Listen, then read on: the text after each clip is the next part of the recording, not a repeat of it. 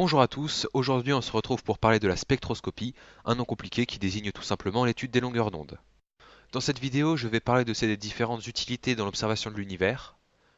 Alors la toute première, c'est celle qui a été vue précédemment dans la vidéo sur le redshift, qui consiste à déterminer la distance qui nous sépare d'un astre.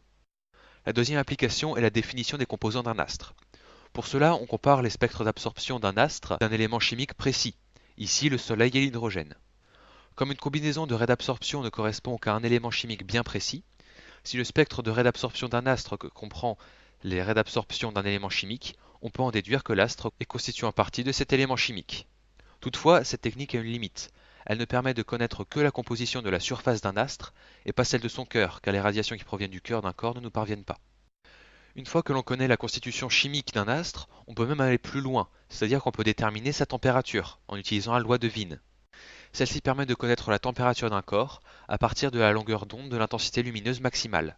Ainsi, par exemple, si la longueur d'onde de la radiation d'intensité maximale vaut 700 nanomètres, on peut en déduire que le corps qui a émis cette radiation a une température d'environ 5000 Kelvin. Le calcul de cette température s'appuie sur une formule, la loi de Wien, lambda max égale H sur T, où on a lambda max en nanomètres, donc qui est la longueur d'onde de la radiation d'intensité maximale, H qui est la constante de Wien et qui vaut environ 2900 micromètres par Kelvin, et T qui est la température du corps en Kelvin. Une troisième application très importante de la spectroscopie est la définition de la vitesse de rotation d'un astre. Pour la déterminer, on va à nouveau s'appuyer sur le redshift. Pour cela, on étudie les radiations qui proviennent de chaque côté de l'astre à une latitude donnée.